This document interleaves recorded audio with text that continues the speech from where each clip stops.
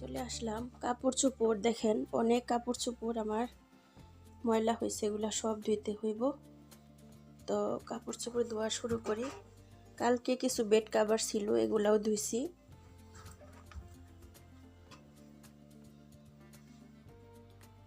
তো এখন কাপড় চোপড়গুলো দিয়ে দিই মেশিনে, কারণ এখন আমি কাজকর্ম শুরু করব। এর মধ্যে যদি কাপড় চোপড়গুলো এখন না ধুই আর সময় পাবো না।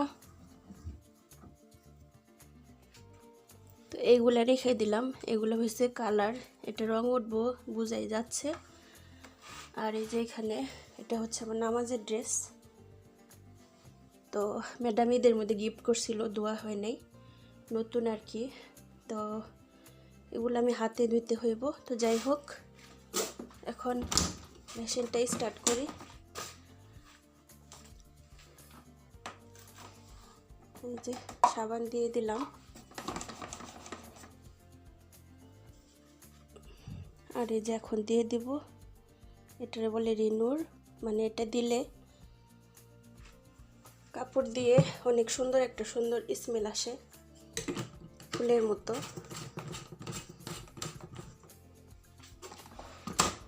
এখন দিয়ে দিব 55 মিনিট। এই তো এখন 55 মিনিটে ধোয়া হবে, আমি আমার মতো কাজ করব। এই যে দেখেন স্টার্ট হয়ে গেছে।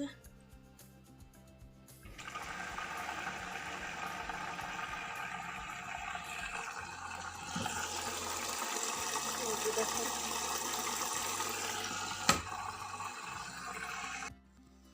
আসসালামু আলাইকুম প্রিয় ভাই বোনেরা, আমার আঙ্কেল আন্টিরা, আপনারা সবাই কেমন আছেন? আশা করছি আল্লাহ পাকের অশেষ রহমতে সবাই ভালো আছেন, সুস্থ আছেন। প্রতিদিনের মতো আরও একটি ব্লগ নিয়ে চলে আসলাম আপনাদের মাঝে। আশা করছি সবাই অনেক ভালো আছেন ইনশাআল্লাহ। তো সকাল সকাল কাজকর্ম শুরু করে দিলাম। সকাল সকাল বলতে এখন 12টার বেশি বাজে। সকালবেলা নাস্তা বানালাম, নাস্তা বানিয়ে ওনাদেরকে খাওয়া দাওয়া শেষ করে তারপর আমি আমার কাজগুলো শুরু করে দিলাম।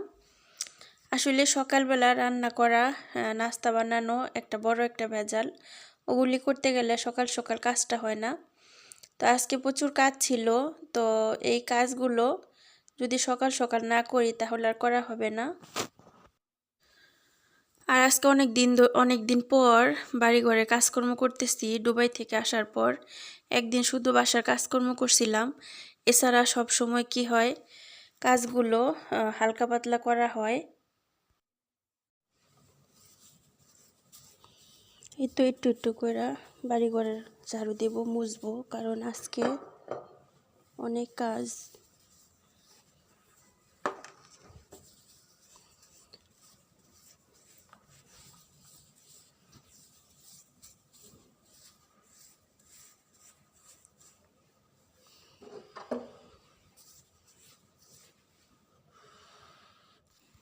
আর এইদিকে শুনতেছি বাসায় নাকি মেহমান আসবে, তো মেহমান আসার কথা শুনে আমি আরও কাজকর্ম শুরু করলাম। শুনছি কালকে নাকি মেহমান আসবে। তারপর আমি আবার ভাবতেছিলাম যে কালকে যদি মেহমান আসে তাহলে আজকে আমার বাড়ি ঘরে কাজকর্ম করাগুলো দরকার। কারণ মেহমান আসলে কি হয়, একদিনে কাজকর্ম করা, রান্নাবাড়ি করা, সব কিছু অনেক চাপ পড়ে যায় আর অনেক কষ্ট হয়ে যায়। কারণ আমি একা মানুষ, এছাড়া তো আমাকে হেল্প করার মতো অন্য কেউ নাই। ওনারা যা আছে এটা তো ওনারা এই কাজগুলো করবে না কখনোই। তো আমার এই কাজগুলো আসলে বাহিরে আপনাদের সাথে শেয়ার করি নাই। আমি কিন্তু বাহিরেও পরিষ্কার করে আসছি। তারপর হচ্ছে দরজা, জানালা, বাড়িঘরে ফার্নিচার এভরিথিং আমি পরিষ্কার করছি, করে তারপর এগুলি করে করতেছি। আসলে অনেকে আছে কি যে বাড়িঘরের কাজ আগে করে তারপর বাহিরের কাজগুলো করে, আর আমি তা না। আমি আগে বাহিরের কাজগুলো করি, তারপর আমি বাসার কাজ, ভিতরের কাজগুলো করি। কেননা বাসায় যখন আমি মেশিন দিয়ে বাইরে ঝাড়ু দেই তখন কি হয়, আর মেশিন দিয়ে বা ব্রাশ দিয়ে যেটা দিয়ে করি না কেন, এটা কি হয় মানে বাহিরের যে বালু টালু আছে এগুলি সব ভিতরে এসে পড়ে, আর তখন আবার আমার পরিষ্কার করতে হয়। কারণ এখানে দরজা খুললে এত বাতাস, মানে ঝড়ের মতো বাতাস। তো এর জন্যে আর কি আগে বাইরে পরিষ্কার করে তারপর ভিতরে করি, এতে আমার জন্য একটু হয়। আর এদিকে সিঁড়িটাও ঝাড়ু দিয়ে নিতেছিলাম, কারণ সিঁড়িও আজকে কয়েকদিন হয়ে গেছে ঝাড়ু দেওয়া হয় না। আর আমাদের সিঁড়িটা কালো কালো দেখে ওইভাবে ময়লা বোঝা যায় না, কিন্তু যদি সাদা হইতো তাহলে একটা বালি থাকলেও দেখা যেত এরকম। আলহামদুলিল্লাহ, এদিক দিয়ে কাজ করতে করতে আমি বাহিরেও কাজ করে আসলাম, আইসা ভিতরেও কাজ করলাম, করার পর এখন আমার কেমন জানি গলা টলা শুকায় আসতেছে। আর বাইরে প্রচণ্ড রোদের একটা তাপ পড়ছে আজকে। এখন আর কি, এখন আগের মতো ওইভাবে গরম নাই বাহিরে। আগে তো মানে কি বলবো, এখন কেমন যেন চেঞ্জ, যে বাংলাদেশের মতো হয়ে গেছে দুবাই আর আরব দেশটা, আর দুবাই হয়ে গেছে বাংলাদেশ। এখন বাংলাদেশে থাকবে বৃষ্টির দিন, এখন হয়েছে রোদের তাপ। সুবহান আল্লাহ, সবই আল্লাহ পাকের ইচ্ছা, সবই আল্লাহ পাকের রহমত এবং বরকত। তো সবার জন্য দোয়া করব, আল্লাহ পাক যেন সবাইকে হেফাজত করে, সবাইকে যেন আল্লাহ পাক ভালো রাখে, সুস্থ রাখে। সবাই বেশি বেশি জুস খাবেন, বেশি বেশি পানি খাবেন এই গরমের মধ্যে। যারা দেশে আছেন, যারা বিদেশে আছেন, ইনশাআল্লাহ সবাই নিজের সেফটিটা রাখবেন ইনশাআল্লাহ। আর এদিকে আমি কথা বলতে বলতে আমার কাজগুলো আমি সেরে নিচ্ছিলাম। আর এদিক দিয়ে কী হয়েছে, আমি এদিক দিয়ে কিন্তু আগে আমি এই কিছু মোছামাছি করছিলাম, করার পর সিঁড়িটা ঝাড়ু দেওয়ার সময় দেখেন, আগে যদি সিঁড়ি ঝাড়ু দিয়ে তারপর যদি আমি নিচের ফার্নিচারগুলো মুছতাম তাহলে হয়তো। আর এখানে বক্স টক্স যা ছিল সব আমি পরিষ্কার করছি, করার পর সিঁড়ি ঝাড়ু দিছি, এই ময়লাগুলো আবার বক্সে ভরে গেছে। তো এইগুলো এখন আবার আমি ন্যাকড়া এনে তারপর আবার পরিষ্কার করব।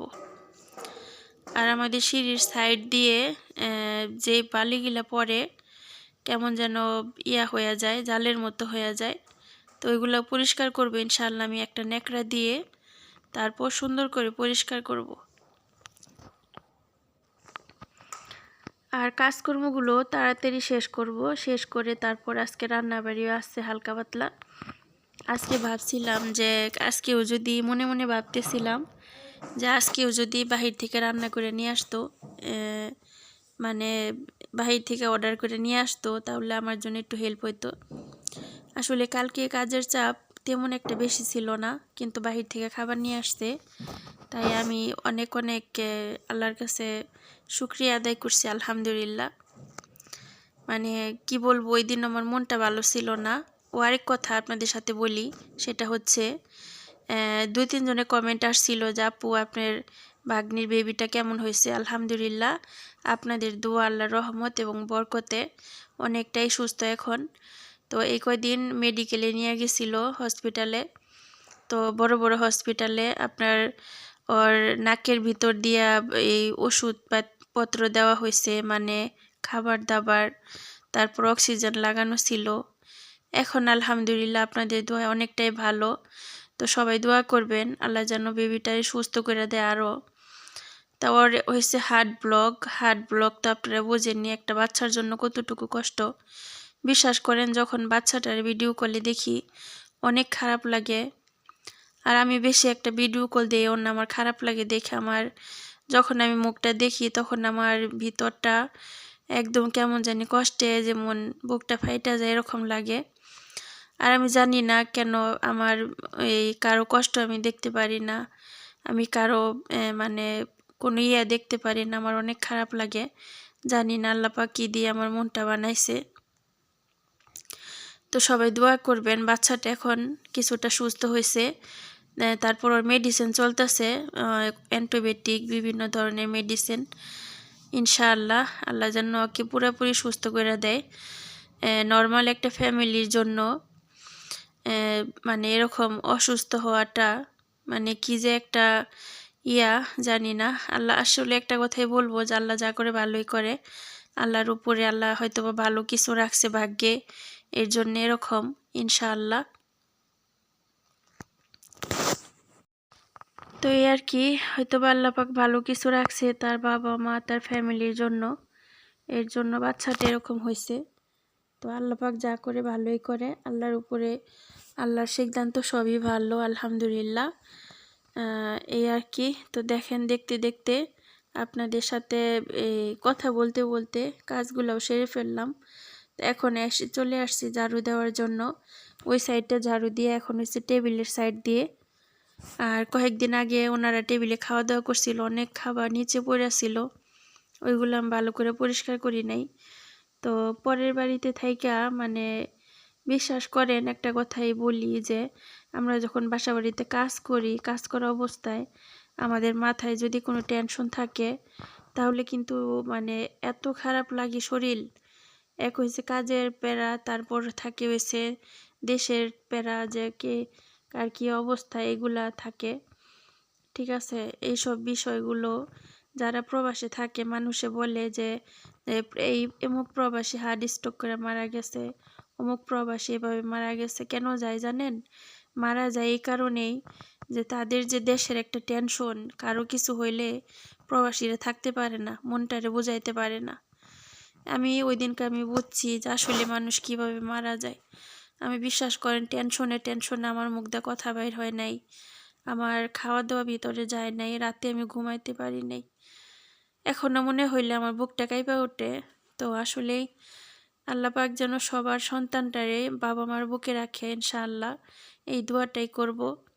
আর সবাই আমার কলিজার টুকরা দুইটার জন্য দোয়া করবেন, আল্লাহ যেন আমাদেরকে হেফাজত করে ইনশাআল্লাহ। তো আমি একদম ওইদিকে কাজকর্ম শেষ কইরা একদম আমি কিচেনের সামনে আসছি। এখন সোজাসুজি চলে যাব রান্নাঘরে, রান্নাবাড়ি শুরু করব, সাথেই থাকুন। দেখেন আমি খাসির মাংস, এই যে অনেক বড় বড় পিস, ওনারা এভাবেই খেতে পছন্দ করে। এই যে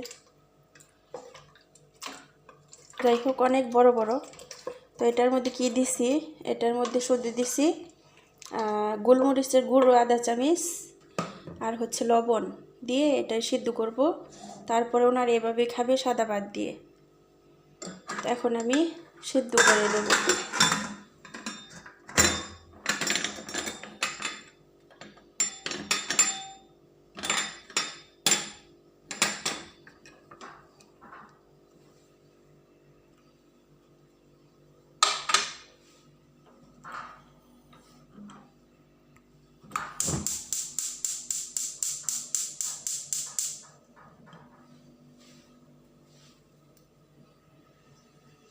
এখন হয়ে যাবে ইনশাআল্লাহ 45 মিনিট এভাবে চুলায় রাখবো, তারপর এটা একদম সফট হয়ে যাবে। আর এইদিকে চিকেন কনটাকে বাছতেছিলাম, তো মেয়েরা বলতেছে যে অন্য কিছু খাবে না, চিকেন কনটা কি খাবে। তো আমিও ভাবলাম যে ঠিক আছে, তোমরা যেটা খাইবা সেটাই করবো।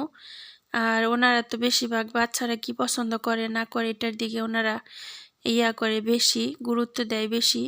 তো আমার কাছেও ভালো লাগে, আলহামদুলিল্লাহ রব্বিল আলামিন।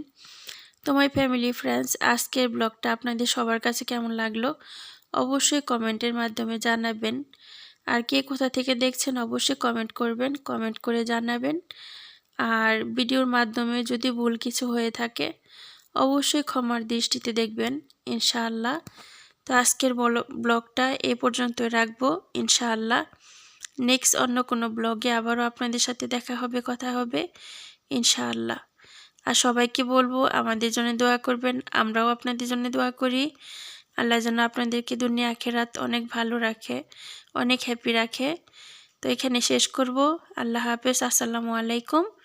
সবার জন্য অনেক দোয়া শুভকামনা রইল।